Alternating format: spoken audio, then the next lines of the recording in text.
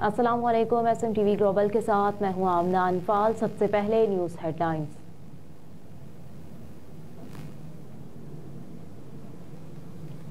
NA43 के 6 polling station पर 19 फरवरी को री पोलिंग होगी। इससे कबल इन पोलिंग स्टेशन पर री पोलिंग 17 फरवरी को होनी थी। पोलिंग का वक्त सुबह 8 बजे से शाम 5 बजे मुकर्रर किया गया है। इस हल्के से जमीयत उलमा इस्लाम फे के सरबराह मौलाना फजलुर रहमान के साहबजादे असद महमूद भी उम्मीदवार हैं। जस्टिस रिटायर्ड मुजाहिर नकवी ने सेक्रेटरी जुडिशल काउंसिल को खत लिख दिया। कहा कि आईन और कानून के मुताबिक रिटायर्ड जजेस के खिलाफ कार्रवाई सुप्रीम जुडिशल काउंसिल का दायरा इख्तियार नहीं। सेक्रेटरी जुडिशल काउंसिल को लिखे गए खत में जस्टिस रिटायर्ड मुजाहिर नकवी ने कहा कि सुप्रीम जुडिशल काउंसिल की कार्रवाई मेरे मुस्ताफी होने के बावजूद जारी है। आईन और कानून के मुताबिक रिटायर्ड जजेस के खिलाफ कार्रवाई काउंसिल का दायरा इख्तियार नहीं। खत के मतन में कहा गया कि इस मामले पर सुप्रीम जुडिशल काउंसिल अपने इख्तियार से तजावुज कर रही है। मैं 10 जनवरी को मुस्ताफी हो चुका, जिसे सदर ने मंजूर कर लिया। जस्टिस रिटायर्ड मुजाहिर नकवी ने खत में कहा कि मेरे इस्तीफे की मंजूरी का नोटिफिकेशन ऑफिशियल गेजेट में भी शाया हो चुका। सुप्रीम जुडिशल काउंसिल का 12 जनवरी का हुक्म गैर आईनी है। खत में जस्टिस रिटायर्ड मुजाहिर नकवी ने मजीद कहा कि आईनी और कानूनी तौर पर काउंसिल की इस कार्रवाई का हिस्सा बनने का पाबंद नहीं।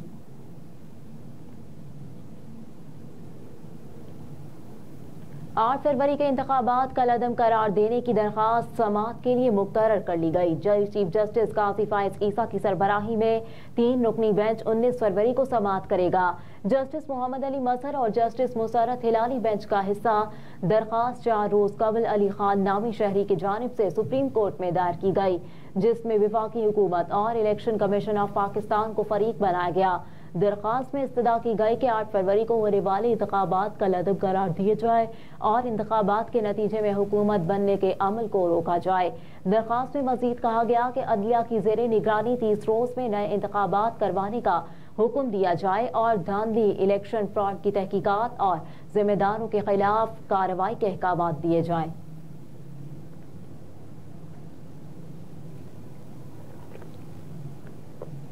खैबर पख्तूनख्वा की नई काबीना में शामिल मजबूत उम्मीदवारों के नाम सामने आ गए। पार्टी ज़राए के मुताबिक मुश्ताक कनी को सीनियर सूबाई वजीर बनाए जाने का कवी इम्कान, जबकि बाबर सलीम स्वाति को डिप्टी स्पीकर बनाया जा सकता है। इसी तरह अकबर अयूब, फैसल अमीन गंडापुर, अमजद अली, शफीउल्लाह को भी काबीना में शामिल करने पर गौर। पार्टी ज़राए ने बताया कि मर्दान से ताल्लुक रखने वाले जाहिर शाह तुरो, साबिक सूबाई वजीर फजल शकूर, मीना खान और कासिम अली शाह को भी सूबाई काबीना में मंजूरी दी जा सकती है। ज़राए के मुताबिक नौशहरा से मियां उमर काबीना का हिस्सा बनने के लिए मजबूत उम्मीदवार, जबकि बन्नू से जाहिदुल्लाह, जनूबी वजीरिस्तान से आसिफ खान को सूबाई काबीना में शामिल किया जा सकता है। शाह महमूद कुरैशी का साइफर केस में सजा के खिलाफ इस्लामाबाद हाई कोर्ट से रुजू। शाह महमूद कुरैशी की तरफ से बैरिस्टर तैमूर मलिक और अली बुखारी ने दरखास्त दायर की। दरखास्त में मौक़िफ़ अपनाया गया कि साइफर केस में 15 अगस्त से शुरू होने वाली ट्रायल प्रोसेस की खिलाफ वर्जी की गई। साइफर केस का ट्रायल कानूनी तरीक़ाकार के मुताबिक नहीं चलाया गया। इस्तग़ासा के 10 गवाहों के बयान मेरे वकला की गैर मौजूदगी में रिकॉर्ड हुए। दायर दरखास्त में मजीद कहा गया कि मुझे नोटिस दिए बगैर मेरी तरफ से खुद साख्ता सरकारी वकील मुकर्रर कर दिया गया। आर्टिकल 10A के तहत बुनियादी हुकूक से मुतालिक मुतअद्दिद बार अदालत को दरखास्त दी। ट्रायल कोर्ट का फैसला फेयर ट्रायल के बुनियादी उसूलों के खिलाफ है।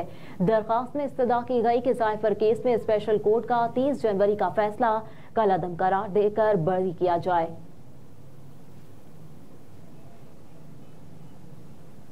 तहरीक इंसाफ के रहनुमा असद कैसर ने कहा है कि हमारी गुज़िश्ता रोज की मीडिया से गुफ्तगू को सियाको सबाक से हट कर पेश किया गया। साबिक स्पीकर कौमी असम्बली असद कैसर ने समाजी राब्ते की वेबसाइट एक्स पर पैगाम में कहा कि मीडिया गुफ्तगू से गलत तासुर लिया जा रहा है। इंतखाबी नताइज पर एतराज़ात थे। इलेक्शन कमीशन और अदालतों से इंसाफ के मुतकाज़ी है। कहा कि हम सिर्फ अपने इलेक्शन कमीशन और अदालती निज़ाम से इंसाफ के तलबगार हैं। PTI रहनुमा ने कहा कि किसी गैर मुल्की की हमारे इंतखाबात समेत दाखिली मामलात में मुदाखलत और बयान के हक में नहीं, गैर मुल्की अनासिर की हमारे अंदरूनी मामलात से मुतालिक बयानात के हक में भी नहीं हों।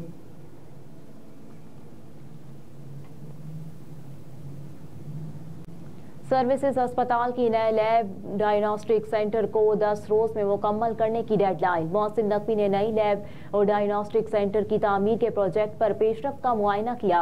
वजीर आला ने नई लैब और डायग्नोस्टिक सेंटर को 10 रोज के अंदर मुकम्मल करने की डेडलाइन दे दी। वजीर आला मोहसिन नकवी ने हुक्म दिया कि नई लैब सेंटर के मंसूबे को तेज रफ्तारी से मुकम्मल किया जाए। स्टेट ऑफ आर्ट लैब और डायग्नोस्टिक सेंटर से अस्पताल को रेवेन्यू भी मिलेगा। मोहसिन नकवी ने नई लैब और डायग्नोस्टिक सेंटर की जल्द तकमील के लिए मुतालिका हुकाम को हिदायत दी। वजीर आला ने प्रिंसिपल सिम्स को हिदायत की कि मंसूबे की दिन रात मॉनिटरिंग करें और अपनी निगरानी में इसे मुकम्मल करवाएं। सूबाई वज़रा डॉक्टर जावेद अकरम, मंसूर कादिर, अजफर अली नासिर, सेक्रेटरी सेहत, सेक्रेटरी तामीरात व मवासलात, commissioner Lahore, CCPO, deputy commissioner, principal SIMS, MS services अस्पताल और मुतालिका हुकाम भी इस मौके पर मौजूद थे।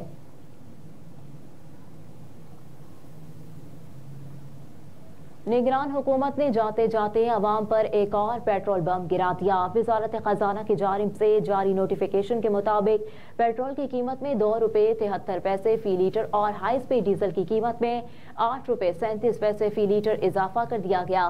कीमतों में इजाफे के बाद पेट्रोल की नई कीमत 275 रुपये 62 पैसे फी लीटर और हाई स्पीड डीजल की नई कीमत 287 रुपये 33 पैसे फी लीटर हो गई।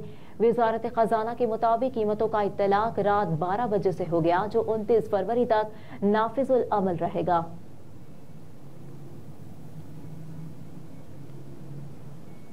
और LNG की कीमतों में कमी, ओगरा का नोटिफिकेशन जारी। ओगरा नोटिफिकेशन के मुताबिक SNGPL के लिए RLNG की कीमतों में $1.19 फी MMBTU कमी कर दी गई। SNGPL के लिए LNG की नई कीमत $13.68 फी MMBTU मुकर्रर कर दी गई। SGC के लिए LNG की कीमतों में फी MMBTU $1.28 कमी कर दी गई। SSGC के लिए LNG की नई कीमत $14.24 फी MMBTU मुकर्रर कर दी गई है।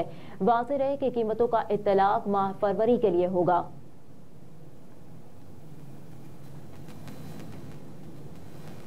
और लिबनान इसराइल के हमले, हिजबुल्लाह के कमांडर समेत 13 अफराद जाँ बहक। खैर मुल्की मीडिया रिपोर्ट्स के मुताबिक इसराइल ने दावा करते हुए कहा कि हमने लिबनान में रात के फजाई हमला करके हिजबुल्लाह की रिजवान फोर्स के अहम कमांडर, उनके नायब और एक जंगजू को मार दिया। मरने वालों की शनाख्त कमांडर अली मोहम्मद और इब्राहिम ईसा के नामों से हुई। कमांडर ने पिछले साल मार्च में शुमाली इसराइल में सड़क किनारे एक बम धमाके में मदद की थी। दूसरी जानिब जनूबी लिबनान में 2 इसराइली हमलों से हलाकतों की तादाद 10 हो गई। इसराइल की जानिब से एक गांव और शहर नब्तिया को निशाना बनाया गया। नब्तिया में मरने वालों में बच्चों समेत एक ही खानदान के 7 अफराद, जबकि गांव पर हमले में 2 बच्चे और एक खातून जाँ बहक हुई।